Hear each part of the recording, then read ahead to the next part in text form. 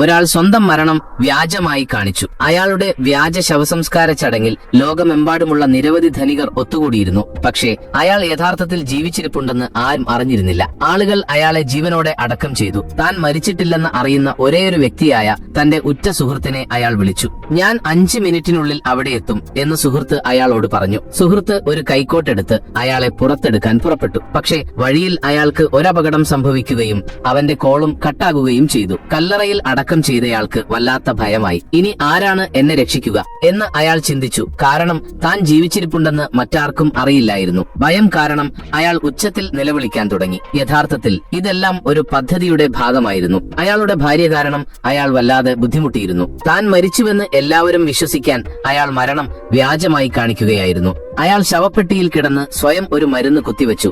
അത് കുറച്ചുനേരം അയാളെ അബോധാവസ്ഥയിലാക്കുകയും 2 മണിക്കൂറിന് ശേഷം ബോധം തിരികെ കൊണ്ടുവരികയും ചെയ്യും. ബോധം തിരികെ ലഭിച്ചപ്പോൾ തന്നെ സഹായിക്കാൻ മുൻ കാമുകിയെ വിളിക്കാൻ ശ്രമിച്ചു. പക്ഷേ കോൾ കിട്ടിയില്ല.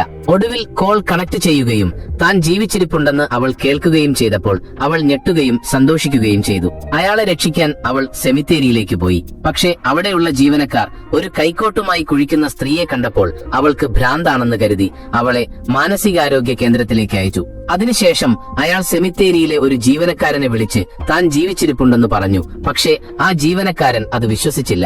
അയാൾ സ്വന്തം വീഡിയോ പോലും അയച്ചു കൊടുത്തു. പക്ഷേ ആ ജീവനക്കാരൻ അത് AI ഉണ്ടാക്കിയ വ്യാജ വീഡിയോയാണെന്ന് കരുതി. ഫോണിന്റെ ബാറ്ററി തീരാറായപ്പോൾ അയാൾ കൂടുതൽ നിരാശനാവുകയും ഉച്ചത്തിൽ നിലവിളിക്കാൻ തുടങ്ങുകയും ചെയ്തു.